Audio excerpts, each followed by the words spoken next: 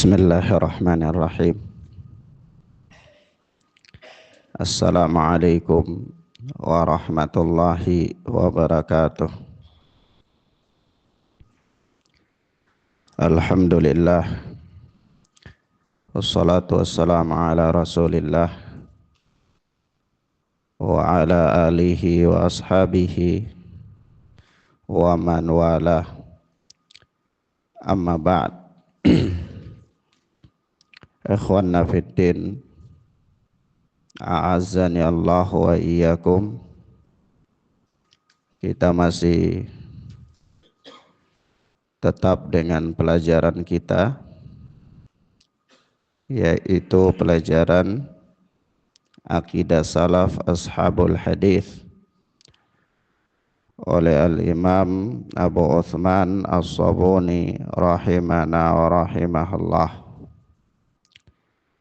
Kita masih berada pada penyebutan hadis-hadis tentang sifat nuzul dan sifat al-maji bagi Allah Subhanahu wa ta'ala. Kemudian berkata al-Imam As-Sabuni rahimana wa rahimahullah, wa an ummil mu'minina Aisyata wa ummi Salamah radhiyallahu anhuma kulluhum an Rasulillah sallallahu alaihi wa alihi wasallam annahu qala. Dan dari Ummul Mukminin Aisyah dan Ummu Salamah radhiyallahu taala anhuma, kulluhum an Rasulillah sallallahu alaihi wa alihi wasallam, mereka semua, yakni jalan-jalan periwayatan hadis yang disebutkan sebelumnya dari Jabir, dari Ibnu Abbas, dari Abu Hurairah dan seterusnya, semuanya meriwayatkan dari Rasulullah sallallahu alaihi wa alihi wasallam annahu qala, bahwa beliau sallallahu alaihi wasallam bersabda, yanzilullahu kulla lailatin ila sama'id dunya hina yabqa thuluthul lailil akhir fayaqul man yas'aluni fa'utiyah man yad'uni fa'astajibalah man yastaghfiruni fa'aghfiralah. Bahwa Allah tabaraka wa ta'ala turun ke langit dunia pada setiap malam tatkala telah tersisa sepertiga malam yang akhir. Fayaqul, lalu Allah berfirman, man yas'aluni fa'utiyah, barang siapa yang meminta kepadaku, niscaya akan aku beri. Wa man yad'uni fastajibalah, dan barang siapa yang berdoa kepadaku, niscaya pasti akan aku kabulkan doanya. Man yastaghfiruni faghfiralah, dan barang siapa yang memohonkan ampunan dariku, faghfiralah, niscaya akan aku ampuni. Fabidzalika kanu yufaddiluna salata akhiril laili ala awwalihi. Maka kemudian berkata Al-Imam As-Sabuni, sebab itulah mereka, yakni para imam-imam, para ulama umat ini, termasuk diantaranya para sahabat ridwanullahi alaihim ajma'in, yufaddiluna salata akhiril laili ala awwalihi. Mereka lebih mengutamakan solat di akhir malam daripada solat di awal malam. Naam. Nah ini ya ikhwan, a'azzani Allahu wa iyyakum, kita telah menyebutkan sekian banyak faedah yang berkaitan dengan hadis nuzul, turunnya Allah tabaraka wa ta'ala ke langit dunia. Ala kulli hal ada beberapa faedah tambahan ya yang diisyaratkan oleh Al-Imam As-Sabuni di sini, bahwa para ulama umat ini mereka lebih mengedepankan sholat di akhir malam daripada di awal malam. Sebabnya apa? Korelasinya dengan bab atau dengan pembahasan. Sebabnya adalah karena mereka meyakini, mengimani bahwa pada sepertiga malam akhir itu Allah turun. Iya. Dan Allah mengabulkan doa setiap orang yang berdoa. Allah memberikan ampunan kepada setiap orang yang memohonkan ampun. Dan Allah memberi setiap permintaan dari setiap orang yang meminta. Karena terbangun di atas keyakinan itulah, maka mereka lebih mengedepankan, mengutamakan waktu tersebut untuk sholat ketimbang waktu yang lainnya. Paham ya? Baik. Kemudian ya ikhwan, sebagaimana telah dimaklumi bahwa yang namanya sholat malam itu bisa dilakukan di awal waktu, di tengah waktu, dan juga bisa di akhir waktu. Semuanya namanya sholat malam. Sholat malam itu ada sholat tahajud dan sholat witir ya, penamaannya. Kalau di dalam Ramadan ya namanya adalah tarawih dan witir. Itu menurut pendapat yang saya yakini. Karena yang saya yakini di dalam Ramadan itu maupun di luar Ramadan itu tidak ada sholat yang lebih daripada 11 rakaat sholat malam. Ya, naam. Bagi orang yang meyakini adanya sholat lebih daripada itu, ya dia bisa saja berkeyakinan bahwa sholat tarawih itu sendiri lagi, sholat tahajud itu sendiri lagi. Sehingga mungkin saja kalau dia selesai sholat tarawih, dia lanjut sholat tahajud mungkin saja. Bagi orang yang berpendapat demikian di kalangan para fuqaha, para ahlul fikih. Tapi yang saya yakini bahwa sholat malam itu baik dalam Ramadan maupun di luar Ramadan tidak lebih dari 11 rakaat. Ya, nah. Kemudian di sini terlepas dari itu semua, yang ingin kita katakan bahwa sholat malam itu bisa dilakukan di awal waktu, sebagaimana kebiasaan kita ya pada bulan Ramadan. Atau bisa dilakukan di tengah waktu, atau bisa dilakukan di akhir waktu. Mana yang lebih afdal? Tentu yang lebih afdal adalah yang dilakukan di akhir waktu. Sebabnya apa? Sebab paling utama yang tersirat di dalam bab adalah karena pada waktu itu Allah turun ke langit dunia. Gitu aja. Paham ya ikhwan? Nah, sisi pendalilannya. Kemudian ya ikhwan, azzani Allah wa iyyakum, bicara tentang berdoa kepada Allah, memohonkan ampunan, ya, meminta permintaan dan seterusnya. Bahwa pada dasarnya manusia ini semuanya adalah lemah, fakir dan miskin di hadapan Allah. Kita itu sangat butuh terhadap Allah Subhanahu wa ta'ala. Dan setiap kali kita bermaksiat kepada Allah Tabaraka wa ta'ala, sampai-sampai Nabi pernah mengajarkan ya Abu Bakar As-Siddiq radhiyallahu ta'ala anhu untuk berdoa di akhir daripada salatnya itu, Allahumma zalamtu nafsi dzulman katsira la yaghfiru dzunuba illa anta faghfir. Ya Allah, sesungguhnya aku telah mendolimi diriku dengan kedoliman yang banyak sekali. Ya kalau sekiranya Engkau tidak mengampuni aku, maka ampunilah aku. Nah, jika sekiranya Engkau tidak mengampuni aku, maka aku termasuk orang-orang yang merugi, ya Allah. Rasulullah mengajarkan doa ini untuk dibaca oleh siapa? Abu Bakar As-Siddiq radhiyallahu taala anhu. Antum tahu posisi Abu Bakar As-Siddiq? Ya? Posisi Abu Bakar As-Siddiq radhiyallahu taala anhu adalah ahlul jannah. Iya. Manusia terbaik setelah Rasulullah sallallahu alaihi wasallam dari umat ini. Itu dengan kesepakatan. Tidak ada perselisihan.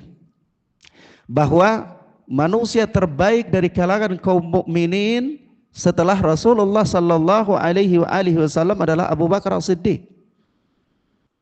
Dan Abu Bakar As-Siddiq radhiyallahu taala anhu, Rasulullah mengatakan Abu Bakrin fil jannah. Abu Bakar di surga. Tapi apa yang Rasulullah ajarkan kepada dia? Doa. Allahumma zalamtu nafsi dzulman katsira. Ya Allah, sungguh aku telah mendolimi diriku dengan kedoliman yang teramat banyak. Ini Abu Bakar. Bagaimana saya, bagaimana antum, bagaimana kita semua? Tentunya kita sangat dolim terhadap diri kita. Maka kita sangat butuh untuk berdoa kepada Allah. Sangat butuh untuk meminta ampunan kepada Allah tabaraka wa ta'ala. Nah, bukti daripada kesungguhan kita untuk memohonkan ampunan kepada Allah itu kita mengejar waktu-waktu yang istimewa, waktu-waktu yang dikabulkan permintaan itu untuk berdoa di situ. Kalau ada orang dia mengatakan bahwa saya ini lemah di hadapan Allah, saya sangat butuh kepada Allah, saya terjatuh dalam kemaksiatan, ya, saya telah mendolimi diri saya dengan berbagai macam kedoliman. Lalu dia tenang-tenang saja, atau dia berdoa ya sekedarnya saja. Ada waktu yang utama kepadanya, kita katakan ini waktu kalau kau berdoa kau pasti diberi, kalau kau minta pasti diberi, kalau kau minta mohon ampun pasti diampuni, ya. Maka ini waktunya, silahkan gunakan. Tapi dia berlengah-lengah. Apakah itu bukti daripada kesungguhan dia untuk kembali kepada Allah? Tentu itu bukan bukti daripada kesungguhan dia untuk kembali kepada Allah Azza wa Jalla. Dalam permasalahan dunia saja begini ya kawan. Kalau antum sangat butuh terhadap beberapa barang katakanlah, lalu ada orang beritahu antum di sana, di toko sana, itu pada jam sekian ada diskon besar-besaran. Atau bahkan bukan diskon, di sana peserta 10 orang pertama itu diberi gratis. Jam ini tapi jam 11 sampai jam 12. Kira-kira apa yang antum lakukan? Gas ya. Sebelum waktu itu antum sudah ada di situ, nunggu pastinya. Itu menunjukkan apa? Menunjukkan kesungguhan antum dan tamaknya antum terhadap perkara tersebut. Iya. Rakusnya antum terhadap perkara tersebut. Nah, ketika kita di hadapan Allah, kita tahu bahwa kita ini sangat butuh kepada Allah. Kita ini fuqara wal masakin di hadapan Allah Azza wa Jal. Lalu Allah kasih tahu kita bahwa Allah turun di langit dunia pada sepertiga malam. Siapa yang berdoa di situ aku beri. Siapa yang minta aku beri. Siapa yang mohon ampun aku ampuni. Iya. Tapi kita waktu berlalu begitu saja. Kita tidak tamak. Kita tidak tamak terhadap bonus yang Allah berikan. Kita tidak tamak terhadap ampunan Allah. Kita tidak tamak terhadap kasih sayang Allah, di mana Allah berikan peluang kepada kita untuk berikan apa yang kita minta. Tapi kita biarkan berlalu begitu saja. Iya.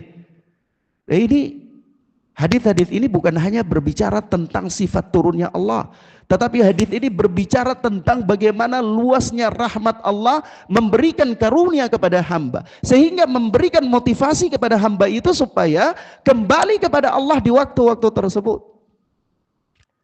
Antum tahu ya, Rasulullah Sallallahu Alaihi Wasallam saja itu kan dikatakan ya, ketika Allah Subhanahu Wa Taala mendidik Rasul Sallallahu Alaihi Wasallam itu kan, apa? Ya ayyuhal muzammil qumil laila illa qalila nisfahu aw inqus minhu qalila aw zid alaihi wa rattilil qur'ana tartila inna sanulki alaika qaulan ilaika apa alaika inna sanulki alaika qaulan tsaqila. Coba perhatikan, orang yang berselimut, bangun di malam hari, hidupkan malam hari itu separuh malamnya, ya. Atau kalau tidak sanggup, kurangi dari separuh malam, atau tambah dari itu. Warattilil Qur'ana tartila, dan baca Quran dengan tartil di situ. Kenapa? Inna sanulki alaika qaulan tsaqila, karena nanti kami akan berikan kepada engkau perkataan yang berat. Anda melihat Allah mendidik Rasulullah ketika Rasulullah itu mau diberi tanggung jawab risalah. Itu Allah didik Rasulullah supaya menghidupkan malam harinya dengan beribadah kepada Allah. Iya. Mempersiapkan diri Rasulullah untuk menerima wahyu itu dengan melatih diri, mendidik diri untuk taat kepada Allah. Dan waktu mana yang dipilih untuk taat kepada Allah? Malam hari. Lalu di dalam alasan selanjutnya ayat itu Allah katakan apa? Inna laka fin nahari sabahan tawila. Kenapa? Kenapa bagusnya itu, di antara bagusnya pilih waktu di malam hari itu? Karena engkau pada siang hari itu sibuk. Sibuk mau pergi melamar, ya. Sibuk mau khitbah, ya. Sibuk mau kerja, ya. Sibuk mau ngumpulin uang untuk uang panai, ya. Ya kalau satu istri uang panai 50 juta, kalau 4 kan berapa itu? Ya, ngumpul. Iya. Jadi kesibukan engkau di siang hari itu teramat gitu. Menguras tenaga, menguras pikiran, menguras macam-macam. Iya. Lalu waktu malam jangan tidur sampai sepuas-puasnya, tapi bangun. Kalau siang engkau sudah sibuk dalam urusan duniamu seperti itu, bangun dan sholatlah di malam hari. Berdoa kepada Allah, minta kepada Allah, mohon ampun kepada Allah Azza wa Jal. Maka inilah para salaf itu, fabidzalika kanu yufaddiluna salata akhiril lail ala awwalihi. Mereka sangat mengutamakan salat di akhir malam daripada salat di awal malam. Sampai-sampai kalau antum baca fikih jinayat, pembahasan tentang pidana, hukum-hukum pidana di dalam Islam itu kan nanti ada saksi-saksi yang harus didatangkan sebelum memutuskan satu perkara di pengadilan, ya.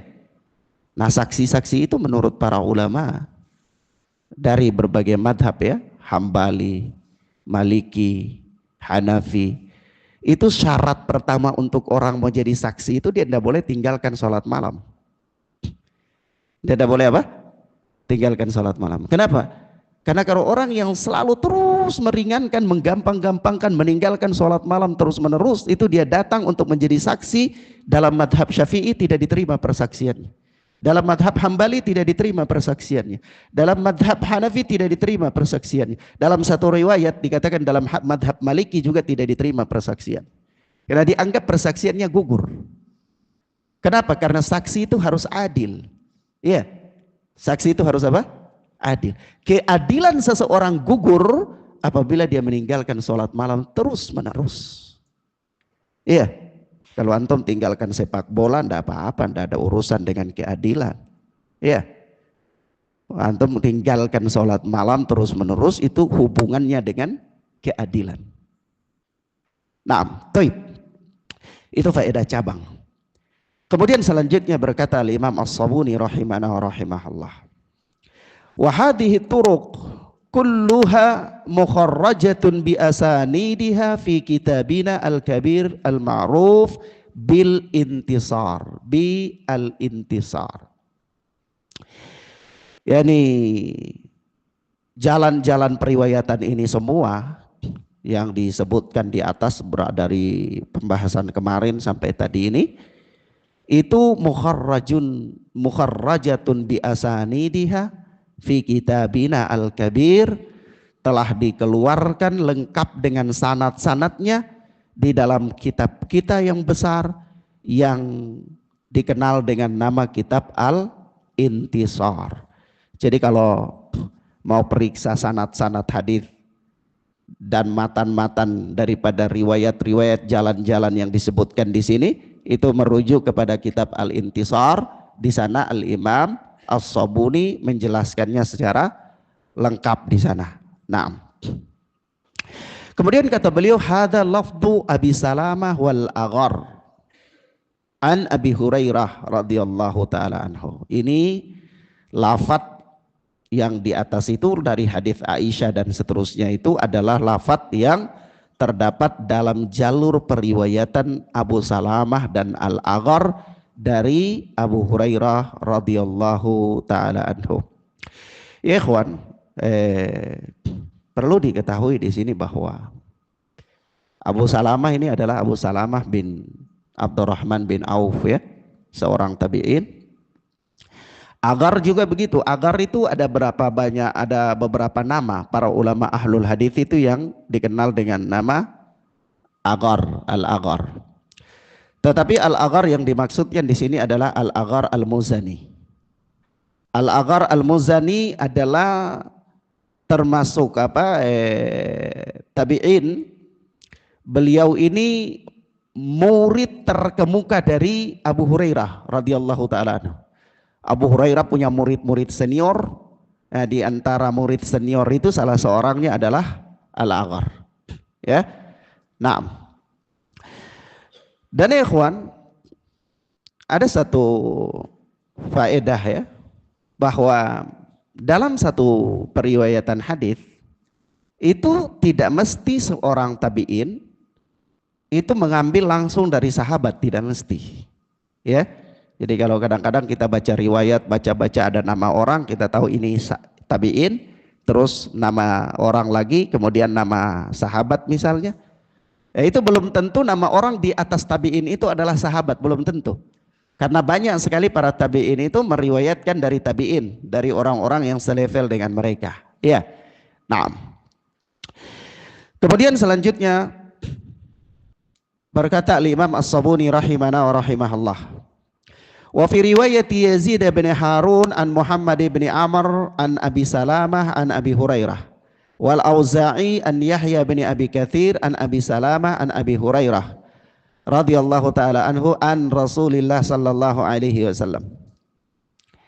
Dan di dalam riwayat yang lain, nah mulai dari sini sampai ke bawah ya, sampai beberapa hadis ke depan itu adalah hadis-hadis yang dikumpulkan oleh Al-Imam As-Sabuni tentang sifat nuzulnya Allah, tapi ada tambahan-tambahan lafaz. Ya, nanti kita lihat tambahan-tambahan lafaz itu memberikan faedah apa. Misalnya di jalur ini tambahannya apa, jalur ini tambahannya apa faedahnya. Ya, baik. Yang jelas anak ingin katakan bahwa mulai dari sini riwayat ini sampai beberapa riwayat ke belakang itu ke depan apa ke belakang? Ke depan ya, ke depan, yaitu Al-Imam As-Sabuni menyebutkan riwayat-riwayat yang ada tambahan lafaz. Iya, ada apa?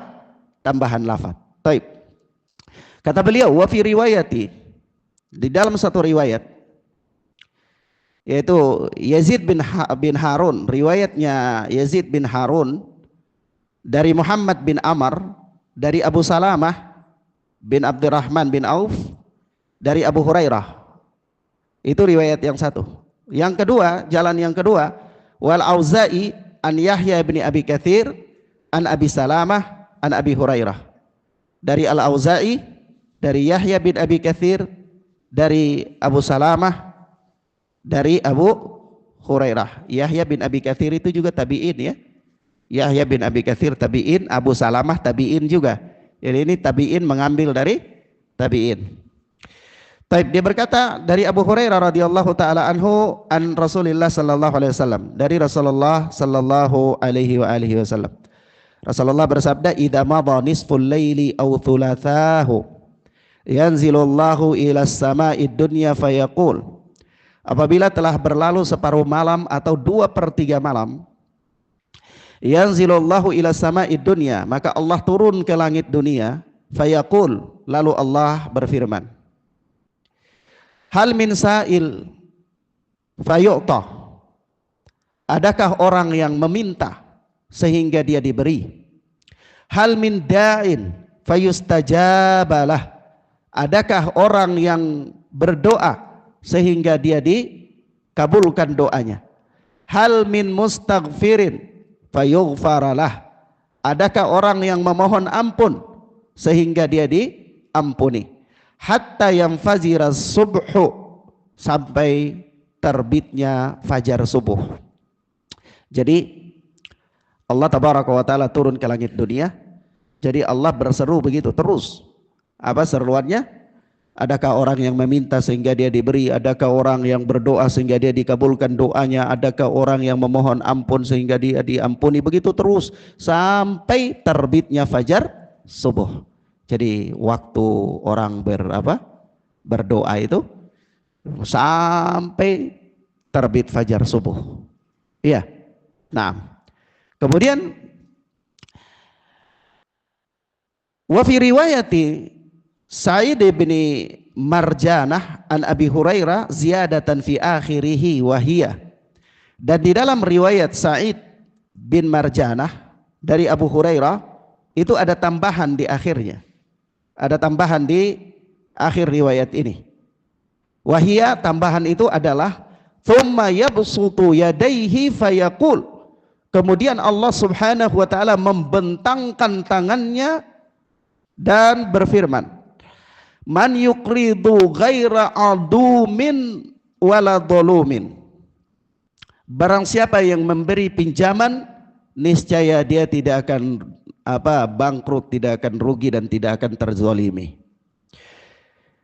Siapa yang memberi pinjaman? Wa fi riwayati Abi Hazim an Abi Hurairah an Rasulillah sallallahu alaihi wasallam, dan di dalam riwayat Abu Hazim dari Abu Hurairah dari Rasulullah sallallahu alaihi wasallam, "Innallaha yanzilu ila sama'id dunya fi thuluthil lailil akhir fayunadi."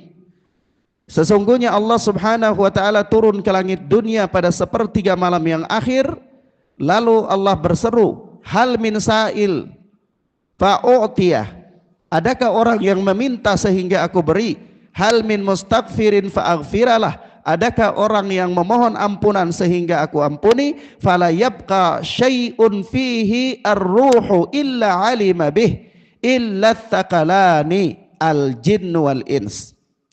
Maka tidak ada sesuatu pun yang memiliki ruh kecuali mengetahui perkara ini. Paham maksudnya? Maksudnya Allah turun ke langit dunia dan Allah berseru demikian itu, semua makhluk yang memiliki ruh itu tahu perkara ini. Paham ya? Kecuali 2 makhluk, yaitu al-jin wal ins, manusia dan jin. Kecuali manusia dan jin. Kemudian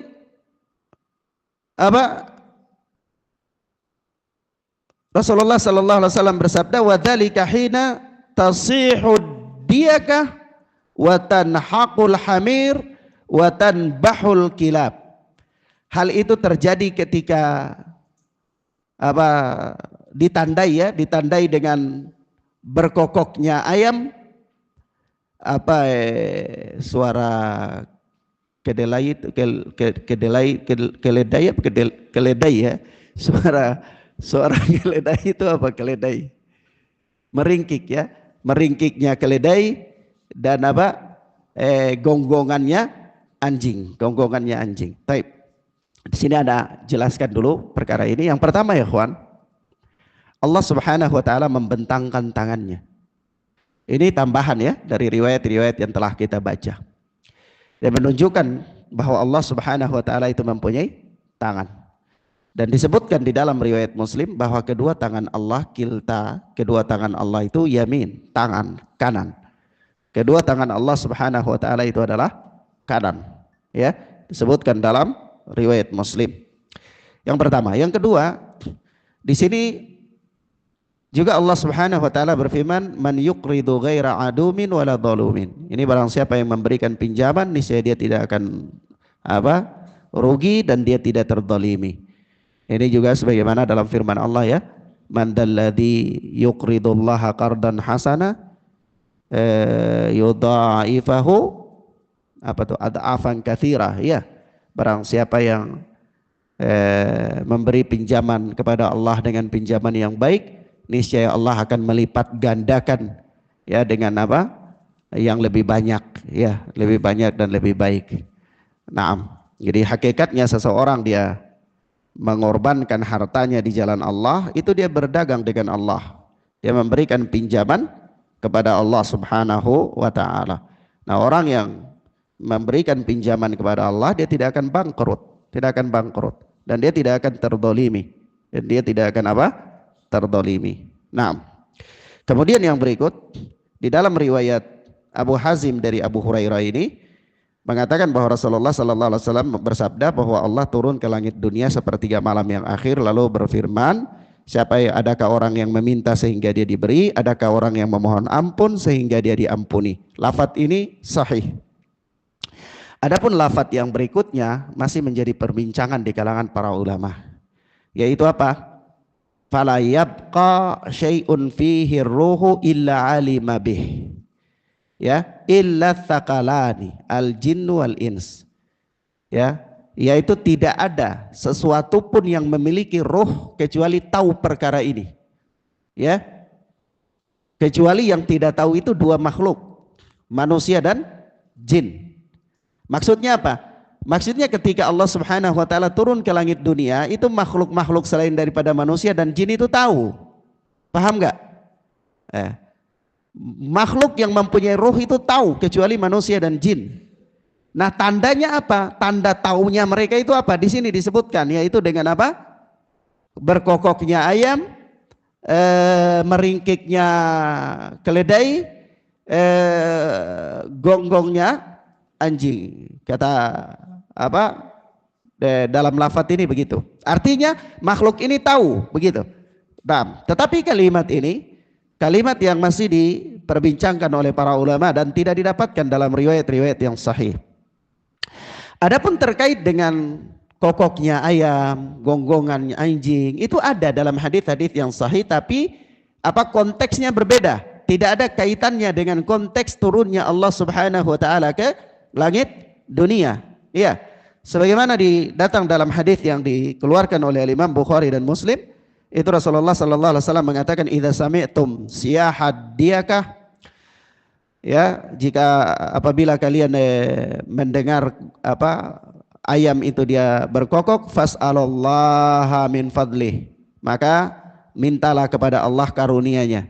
Mintalah kepada Allah karunia-Nya. Fa innaha ra'at, karena sesungguhnya ayam itu dia melihat malakan, dia melihat malaikat.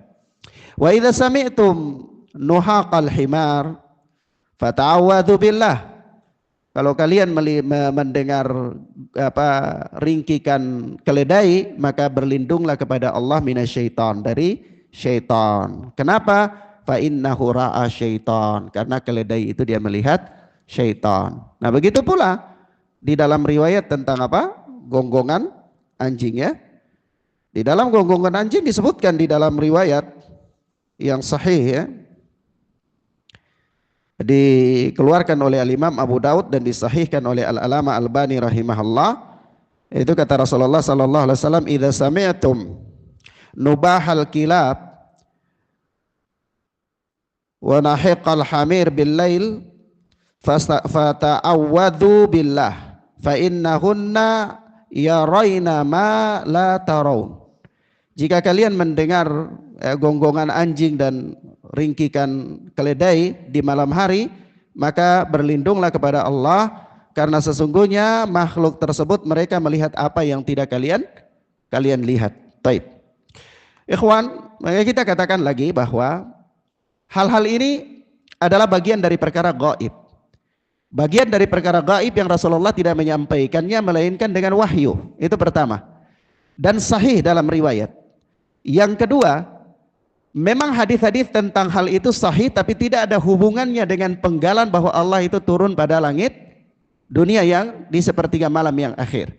Ya mungkin saja Al-Imam As-Sabuni memberikan asumsi bahwa ya karena pada saat Allah turun ke langit dunia, dari situ kemudian Allah berfirman siapa yang berdoa maka akan dikampuni dan seterusnya, itu malaikat Allah banyak di situ ya.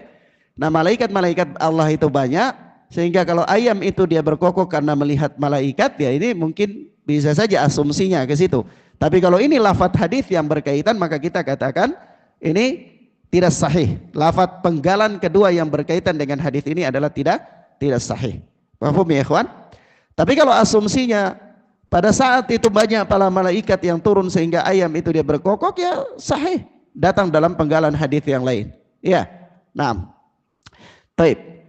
Sampai di sini antum paham ya ikhwan?